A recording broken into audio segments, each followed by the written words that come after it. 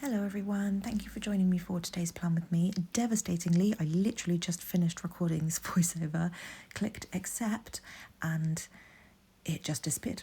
So that's a real shame. So apologies if any of this seems a bit disjointed. I will have to try and, actually some of it was a little bit difficult for me to get into the flow of because it feels like it's been a while since I've done a voiceover, but yeah, we'll see. Maybe this one will be a little bit smoother. We'll see. So this week I've done it again where I have used clip art from an Etsy shop. This spread I've used clip art from Heat Digital Plans, and I've put together my own set of 4 boxes. When you buy clip art bundles from Etsy shops, sorry, Wendy's just moving around in the background, some of the artwork you can already use as full boxes. So some of the boxes that you see, like the window and the orangery and the bedroom and the house, those were all kind of scenes that I just clipped to fit a full box.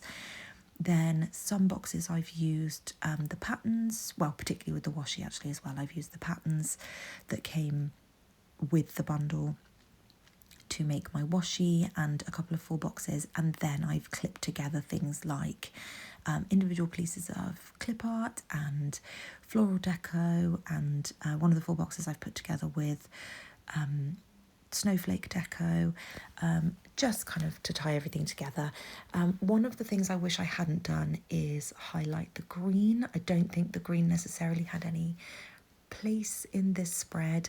It's a really pretty shade of green, but I don't think it tied in with everything else, so that's the only thing I would change if I could go back and do it differently. But as I've said before about using clip art, I really like that I can recreate or remake the same, I can make a new kit every year with the same clip art if I want to. That's what I was trying to get to. So that's the real pull of clip art to me. But I very much only made the full boxes and the washi myself, and then I used bits and pieces from paper crown planner kits and other kind of fancy boxes that I like to recolor to use with kits that I'm printing at home myself. So that's the kit itself. In terms of the base of the spread, I just used some, I wanted to do a much more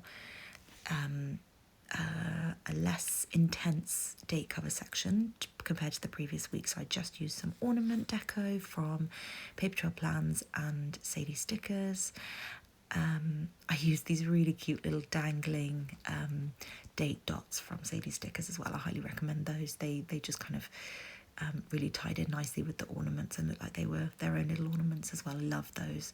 And then in the sidebar I used, I wish I hadn't just done some habit trackers. I wish I'd have kind of thought to print some more deco and do a more decorative scene there, maybe with a Red Lyrics fashion girl, I don't know, but I just used some ornaments again, same as with the top section, but I did pull in some ornaments from the Pretty Pink Co as well. And then that December script is from Sadie Stickers from a million years ago. So that's the base of the spread. One of the things that I had talked about in my previous voiceover is that I have gone a little bit overboard with sticker spending as of recent. Part of that was triggered by Black Friday. I did have a lovely time shopping on Black Friday. I think I talked about my purchases in a previous video.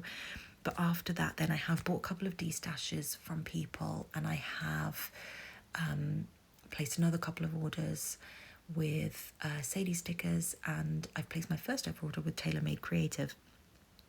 And they were not on the agenda. Part of it is Christmas spend, part of it is I just had that kind of feeling of a rush again of, man, I love buying, or I love shopping for stickers. Buying them is probably not the right thing. I love shopping for them. I love scrolling through the shops that I love the most, filling my basket with their kits, and then going through and kind of culling the kits that don't necessarily match my preferences or my colour schemes, or something about the clip art doesn't quite vibe with me, and then I'll go through and add, let's say I have 3 kits left in my basket from the 12 that I originally added.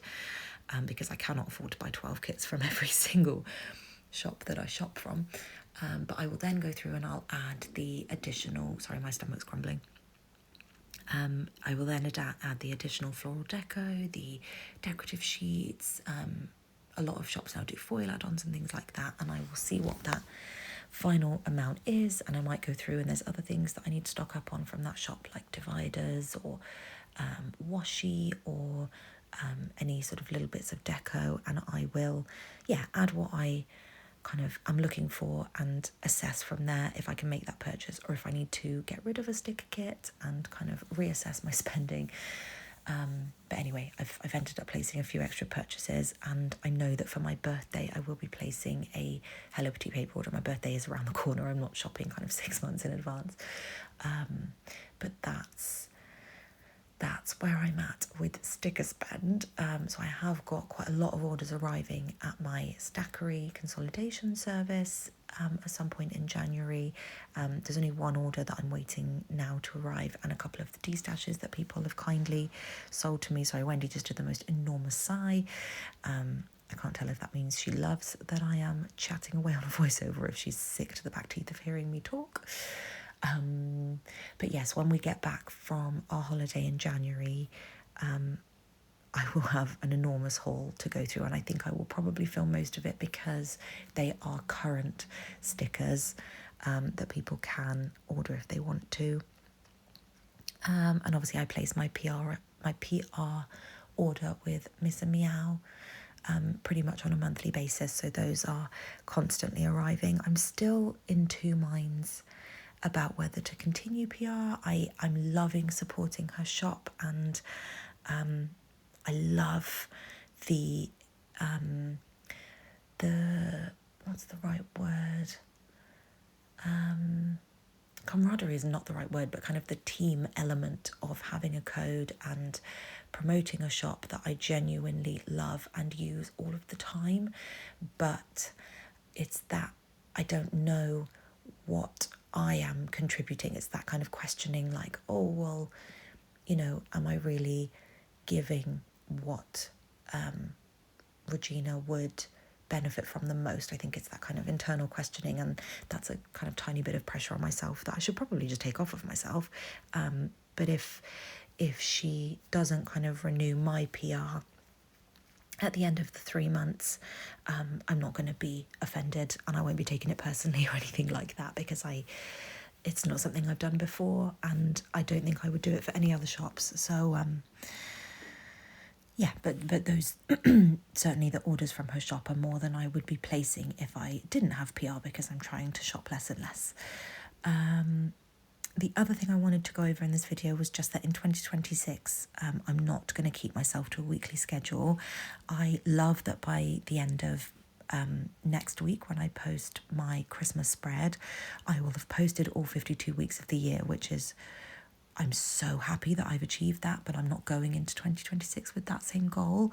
I would like to still film my spreads. It's just that I won't necessarily be keeping myself to a weekly schedule. So if I miss a few weeks, I just will post those spreads all in 1 week, or, across a couple of weeks, however I want to do it. I'm not kind of putting any pressure on myself, because I've really noticed, particularly towards the end of this year, when Wendy had her the bite on her face and I was ill and we had family stuff going on and work is already crazy busy, it's just a lot to try and then feel the pressure of still posting every week. So I'm just going to kind of move away from that schedule element. And it doesn't really matter, because I don't have any sort of income from this hobby. It's very much just something I like to be able to share, because I like to enjoy the content that other creators put out as well. So it's just kind of always been my way of giving back into the community that gives me so much. So if that isn't on a schedule and, YouTube doesn't promote my videos for whatever reason, it doesn't matter. It's not the end of the world. They exist for the people who would like to enjoy them. And people have left me the most wonderful messages and comments recently, particularly the people that I've purchased destashes from, just saying they're really looking forward to seeing me use their kits and the stickers they've given me and spreads and stuff, and that's so lovely. I love that that's the kind of communication that I I have with people in this community. It's just lovely, really, really lovely. So yeah, just a heads up for 2026. It's not going to be 5 p.m. every Friday the entire year. It'll just be as and when I have finished recording and doing my voiceover and the video's edited, I will post it and it will be good to go. So in terms of plans this week, nothing exciting outside of the ordinary of work and walking the dog and baths and eating naughty food. I pretty much in the previous voiceover just went over the movies we've been watching lately that are in this spread. So we made a list of movies we hadn't seen before, mainly sci-fi thrillers and sci-fi horrors that we would like to watch, and we've just kind of started working our way through those. So the first one we hit on Monday was The Endless, and it is a film about a cult that believes there's kind of an alien presence, and it's so interesting. It's a really, really, I rated that quite highly. I really, really liked that movie. It's a bit calmer as far as sci-fi thrillers or interesting sci-fi movies go, but I would highly recommend that. It wouldn't be a voiceover without pausing for a sneeze, so apologies if now I'm a little bit nasally when I'm talking. I just have to stop to sneeze and blow my nose. So yeah, that was called The Endless. Would recommend and would watch again. And now I want to go and watch a couple of the other movies that those producers or directors wrote as well, because I think they'd be of great interest to me. Then on Tuesday we watched The Holdovers, a very heartwarming, emotional Christmas movie. I would recommend that if you like.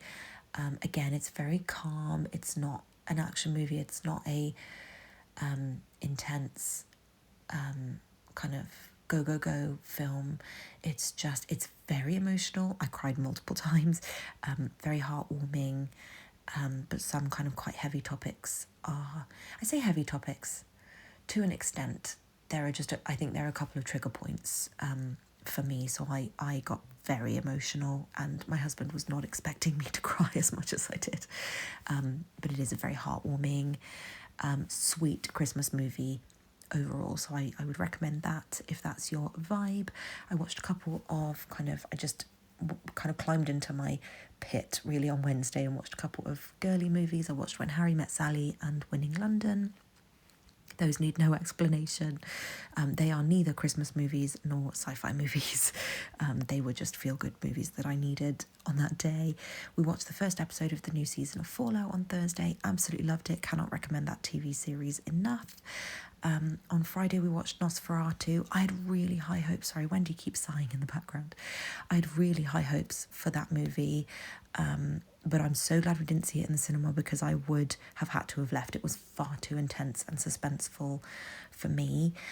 It started really strong, but the more they showed him through the movie, he just looked like Gru from Despicable Me, and there was another character that I can't place, but he just looked less and less ominous throughout the film. But excellent cast, and it started off really strong. But yeah, I didn't expect it to have so many of the kind of I didn't expect sex to be such a heavy theme, and I didn't expect it to become as gross as it did. I think that's probably the best way to describe that. And then hilariously, I've written cereal milk and chai tea. It was cereal milk cookies, which were the best cookies I've ever eaten in my entire life, and chai tea that I had on Friday. Then we watched Sunshine on Saturday. Now that was very, very good. I could have done without the character that appears in the last kind of 25 minutes of the movie. I could have done without that. It was not necessary, and it turned it from kind of a really gripping, they already had enough against them. There were already enough high stakes, I think, in that movie, that they didn't need to add another element. But apart from that, if I take that out, it would have been a 10 out of 10, but with that, it has to be like an 8 out of 10 for me, because it just spoiled the intensity of it and the legitimacy of it. I think until that point, everything felt like a very human struggle, even though they're going through space trying to reignite the sun.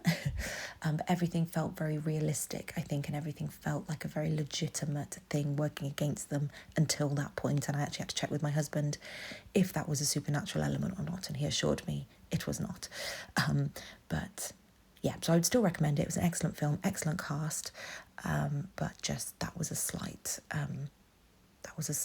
reduction in the overall rating for me. And then on Sunday, I watched the Robert Downey Jr. Sherlock Holmes, because I haven't seen that in ages. And I think the setting of Nosferatu made me want to watch something of that kind of similar set design. So yeah, that was my spread this week. I hope you enjoyed this plan with me, and I'll see you in the next one.